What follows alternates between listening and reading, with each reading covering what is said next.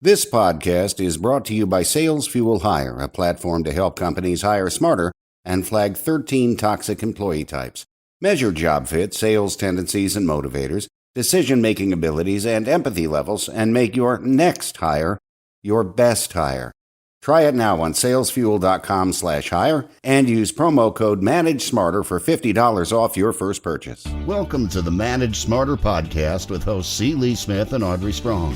We're glad you're here for discussions on new ways to manage smarter, hire, develop and retain talent, improve results, and propel team performance to new heights. This is the Manage Smarter podcast. Would you like to know what people think of you when they think of you? Are you ready to learn how your visual appearance influences the way people judge you? And do you want to be perceived as successful, hardworking, and intelligent? Who wouldn't? How about in control and commanding? Well, if you answered yes, and yes to all of those, Lee, you would say yes. Yes. You are in the right place. Hello, everyone. I'm Audrey Strong, the Vice President of Communications for Sales Fuel. Welcome to the Manage Smarter podcast. I'm C. Lee Smith, the President and CEO of Sales Fuel, and our guest today says that you have 7 seconds to establish yourself as a leader. So we're more than 7 seconds into the podcast. How are we doing, Sylvie? I'm fantastic. Thank you so much for having me.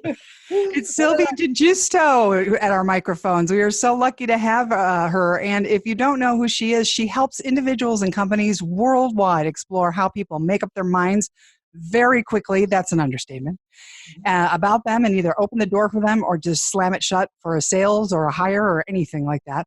Sylvie's got 20 years of corporate experience. She can empower people. Lifelong dream of being an American. You are coming to us from New York City, which is fantastic. And her book is called The Image of Leadership. She's working on a new one. We're going to find out about that. Welcome, Sylvie. Great to have you here. Thank you very much for having me. I'm so thrilled to be with you. So let's talk about this. Where do you want to start? Let's talk about that 7 seconds. How did you come to that number? Well, actually, I didn't come to that number. It's a study from the NYU in cooperation with Dr. Professor Michael Solomon. But the reality is the number really doesn't matter as much as you would think. But fact is that our brain makes decisions about others in a millisecond, in a tiny moment, in 4 seconds, in 5 seconds, in 7 seconds, whatever the number is, and we do it automatically. It has nothing to do with the fact if you are a woman or a man, old or young, experienced or not, if you're in your body or in the body of Mother Teresa.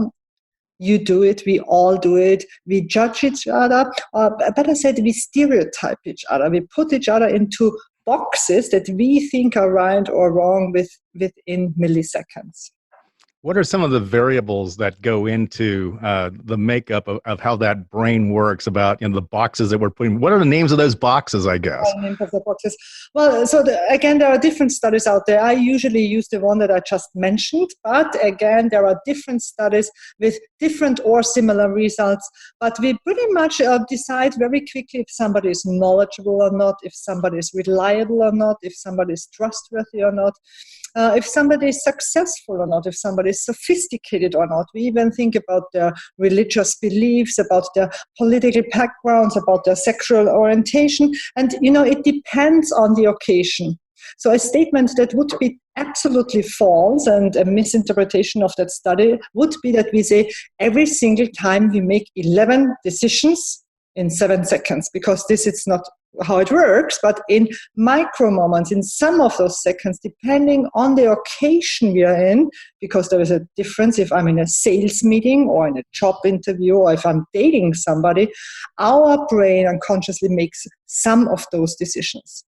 So what are some of the things that you would, tips that you would have for all of us? I don't know, should we say what you should be doing or what we're all doing wrong? Well, first of all, there is no one-size-fits-all formula, right? It would be a very old-fashioned thinking that I can tell you now, here are the top 3 tips to make a powerful first impressions, right? That doesn't exist. Instead, I want you to think in different layers. First, what do you want to be known for, right? Because confidence is your best designer. If you are confident about who you are and what you represent, your first impression will be impactful and powerful. But then you must find out if this is really the way others perceive you, right? Even if you have that picture in your mind how you would like to be perceived, you must find a way to double check if that is really reality, or if you have to adjust a little bit. And third, and least but important, is you cannot, in a professional environment, forget that you have clients, that you have clientele, and you must think, what do they want to see in you, that from the very first moment they decide, this is exactly the sales manager or marketing manager or whoever it is I want to work with and do business with. And that depends on the industry you work in and the clientele you serve. That's fascinating. I'm also wondering, about unconscious biases that people have, and how does that play into those snap judgments that people make about other people? Exactly, because one of those biases is, for example, just one, confirmation bias, which means our brain wants to be right. We are looking for proof. That's just how our brain is wired. And that's why sometimes we have an initial opinion about somebody, and then we ignore everything that goes against that first initial opinion we have, because our brain is looking for proof. And unfortunately, on that path, we ignore everything that goes against it. Right? It's that person that I meet, for example, at a sales meeting or yesterday evening at the hotel bar, and it turns out that something just turned us off. Something was not right. We didn't like that person. The next day we meet the same person in a sales meeting, and it turns out to be a super smart woman or guy, but we think, now he or she is tricking me. Something is wrong, right? Because our brain looks for proof. So there are a lot of things happening in our brain, and it really has anything to do with the fact if you're a good human being or a bad human being, a good sales expert or a bad one, we all do it, period. So what are some of the things what's one of the top things, the common thread, if you will, that you encounter with some of the clients that you work with as an area that maybe they're not in alignment with the persona that they want to portray out there? I'm thinking about the way they dress, the way they carry themselves, the gravitas, the way that they speak, the way they use certain words, or do they joke around? I mean, what are a couple of things that you see most often with people? Well, so first I have good news and I have bad news for you. The good news is there is a very common model that you can use to evaluate why do people think about me the way they think about me, and I call it the ABCD. They look at your A for your appearance, what you mentioned, right? For example, your clothing, but be aware that looking good and being well-dressed is not enough. It's not enough. It's just a filter. But your visual appearance, that includes also the suit you're born in, your body. Are you tall? Are you short? Are you healthy or not? Do you take care of it? So the entire visual picture that you create. And then at one point you B for your behavior, your body language, your attitude, your social etiquette, your business etiquette skills. And as you said, your C for your communication, what you say and how you say it. And here is the bad news. Most people focus only on those ABCs in real life when we meet each other, and ignore that nowadays, unfortunately, most often, we don't make a first impression anymore in person. We make it in a digital way. D is that digital footprint then? Exactly, your digital footprint. Most often nowadays we send out emails to people whom we haven't met yet, right? And we don't know where those emails go. They could get forwarded and create an imprint somewhere where we even don't know. Right now, somebody could Google your name right now, and make the decision if he or she is going to call you or not, do business with you or not, hire you or not, right? So your digital footprint, unfortunately, has become the biggest part of the way people perceive you, of your perception, because it is out there. And you cannot stop anymore that it is out there. But what you can do is you can influence what is out there. I also think that A, B, and C also go into the D. So it's like, for example, I see a lot of people that, don't have a professional high quality headshot on their social media profile. Or I see people that when they behave online or whatever, they want to play gotcha, or they want to get all political, or they want to, they're not super nice because they're hiding behind a screen. Trolls. Screen name, Yeah. exactly. And also the way that they communicate. Do they use emoji and memes, or, or they, Are they part of the grammar police out there? So I'm wondering, do you think that the A, B, and C actually, filters into the D, or is the D something totally different? No, absolutely. It absolutely filters in. And you also have to realize that it must be consistent with your real life. You cannot pretend to be somebody online that you are not offline, right? So there must be a match, because otherwise you also don't create a digital footprint on purpose that will help you, because at one point people are going to figure out. It's the same. I can have the fanciest headshot on LinkedIn as a profile picture. If it is 10 years old, or if I don't look that way anymore, it also doesn't help me if it's a great picture, right? So you must make sure that your digital footprint is consistent with the way you represent yourself in real life. So be authentic. We've got this new, you guys have heard this new phrase, the cancel culture, digitally online. And you said, your digital footprint can affect your life, your career, your profession. People have gotten canned over a simple post that they had on a public facing Facebook page, or one tweet, and you're out of your job, or you've lost your biggest client. Can you talk a little bit about that? Absolutely. I'm currently, as you mentioned, working on my next book, which will focus exclusively on the digital footprint that you leave behind. And I split it in two areas. One is the conscious one, the things that we immediately think about, which nowadays actually should be, let's say, social media one-on-one, things that I don't post, things that I don't communicate, that one tweet that somebody sent and didn't think that this will have a huge impact on his or her career, on the organization they work for, or the business that they own, right? But there is also, don't forget, an unconscious footprint that we leave behind. The time that you spent online, for example, and we have all done that, right? We all looked over to that other profile of our colleague that posted 27 times per day, and we were thinking, wow, doesn't he have anything to do at work? And what does it say about the company he works for, or she, right? So there are a lot of in between the lines messages that we send out. And yes, short notice, one of those very harmful posts or tweets that you mentioned, that can immediately make somebody lose his or her job over it. But on the long term, also the unconscious one, when you, in between the lines, again and again and again, send specific messages.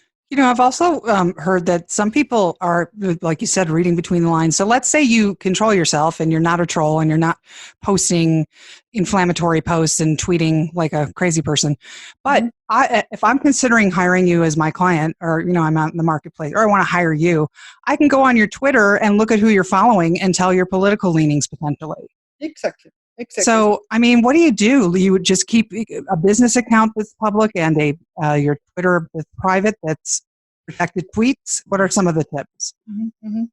Well, the first step is that you have to be aware that all that information is out there. And there is much more out there than you actually know about you, right? But the very easy things to find: who does that person follow? Who follows that person? What does that person endorse? What does that person like and share? Those are all visual actions that we can see, right? And so every time you do something like that, you must be aware people are watching you, period.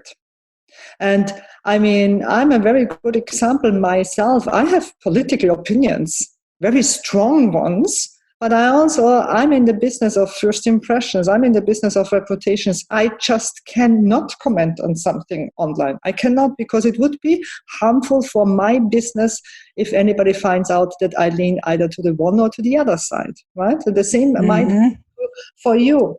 While on the other side, I protect myself very much on Facebook, for example. You are only my Facebook friend if you or I have met each other at least once in my life, because I only want to give those people insight. So I protect myself a little bit from others using information consciously or unconsciously to my disadvantage. There are some business consultants that I've heard speak from the stage that like to say, it doesn't matter, you can't really separate business from personal because people are going to find it out anyway. So just go ahead and throw it all out there or whatever. Be authentic, be who you are or whatever, and let people see who you really are. What would you say to those people? Well, be authentic is such a good example. It's such an overused word, right? some just use it the wrong way, because be authentic doesn't mean that you don't have to care anymore, right? It doesn't mean I don't care, I just share everything about everything with everybody.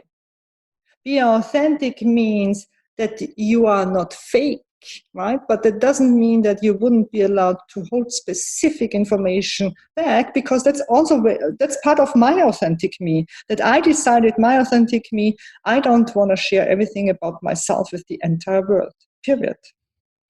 What characteristics or keywords would you use to describe a leader? And what kind of image should we be striving for? I think that first and foremost, successful leaders appear and behave and communicate like successful ones long before they actually are one, right? They start with the path of leadership and give others the opportunity to see them, mentor them, promote them long before they are in that leadership position they are going to end up. So if you want to become the CEO of your company in 10 years, appear, behave, and communicate online and offline like a CEO already today. And the other thing is, I think that successful leaders appear, behave, communicate confident. Confidence is such a powerful tool you need for your leadership, because if you are not confident about yourself, how could we be confident about you? Mm-hmm. And I truly believe that successful leaders care first and foremost about themselves. Now, that might sound weird to some and say that is very selfish, right? But there is a very simple concept behind that. Only if you take care of yourself first, people think you have the ability to take care of others too. Mm-hmm. And then let's also not forget integrity. Yes. And my last one is successful leaders, they appear, behave, and communicate respectful. And respectful towards themselves, because they know they are the most important element within their career. It's not their boss, it's not the CEO, it's not human resources, it's not a different department, it's them. They are responsible for their career and for their success, and therefore they show a lot of respect to themselves and are willing to invest into themselves, but then obviously also to others, to their teams, to those they work with, to other religions, to other genders, to other generations. They show respect. Well, we have a few minutes left, Sylvie. It's sylviedigiusto.com, and that's your Twitter name as well. You want to talk a little bit about the book, The Image of Leadership, in your e-learning course as well? Well, The Image of Leadership is a book I have written after 20 years in human resources in corporations around the world, where I describe what impact the way you, or the first impression you make on others, what impact it has on how people inside your organization and outside perceive you as a leader or not. And it describes the concepts we just discussed, the A, B, C, Ds, and how successful leaders appear, behave, and communicate respectful and confident, etc. And on that path and throughout the past years, I just explored how important day by day your digital footprint becomes, and therefore I'm now writing the second book, the follow-up book, again with a focus on people who are professionals, work either for their own business or for within corporations, what impact that digital footprint has on the way people perceive you in real life. And there are big parts you might not think about right now, the unconscious footprint that you leave behind, that have a bigger impact that you are probably aware right now. And all of this comes together in an online course called How You Impress, where you can have the content of the book and much more practical exercises where you can actually work on your digital footprint than online in a course. That sounds great. I had one last question for you, Sylvie. It's like, which is most important in that first 7 seconds, the A, B, C, or D? The D, because it happens all the time. Right now, you cannot control anymore that it happens. If you would ask me what is the easiest to change, though, then I would say the A, because the A is just a filter in front of you, right? We all know if we want to change our behavior or the words that we say, our communication, that is really hard work. The A is so easy, it's just a filter. If you want to get started anywhere, then start either with your D, because it's out there right now, or with your A, because it's so easy to change. So the minute we're done with this, I'm going to go look at my digital footprint and then go shopping. With you for the second one. Thanks for joining us. It was such a pleasure. What a great topic. And the tips and the advice are fantastic. Thanks, Sylvie. Thank you very much for having me. It was a pleasure to be here. Thanks for listening. If you enjoyed the show, please rate and recommend on iTunes, Overcast, or wherever you get your podcasts. You can also get more great information at salesfuel.com.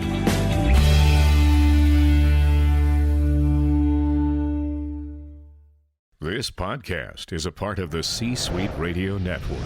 For more top business podcasts, visit c-suiteradio.com.